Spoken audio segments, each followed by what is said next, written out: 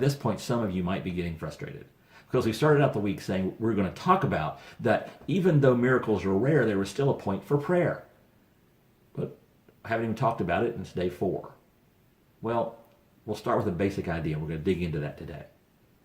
Because if you think about it, there's more to the universe than just the physical. And that other part of the universe, the supernatural, if you think about it, the mind and your heart are kind of the intersection of the physical and the spiritual. And while God rarely interferes with his physical universe, he quite frequently meddles in people's hearts and minds. That seems to be his biggest business. Romans 12:2 says, do not conform to the pattern of this world, but be transformed. And be transformed how? By the renewing of your mind. And the mind is frequently where God moves in our lives and in the lives of those around us. Let me give you an example. God's fully capable of healing a person from anything. But what's he do most of the time? Most of the time, he just helps the doctor understand what the best treatment is.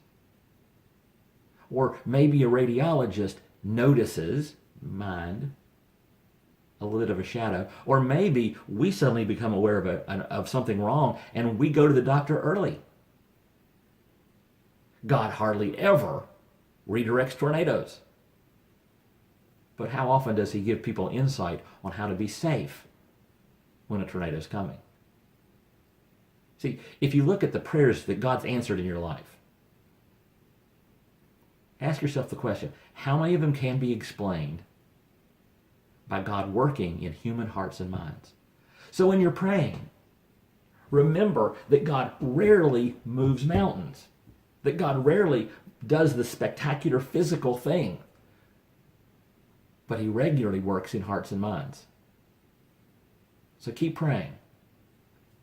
He's probably not going to move any mountains, but he may well work in your mind or the mind of somebody else to answer that prayer. He's done it before.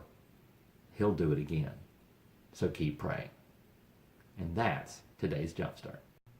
If God's ministering in your life through the Jumpstart, don't forget the Jumpstart is a ministry of Spout Springs Church, the church that I pastor. And if you'd like to help us by making a financial contribution, we won't turn it down. All you got to do is go to spoutsprings.org and go to the contribute page, and you can make a contribution to help us continue with the Jumpstart.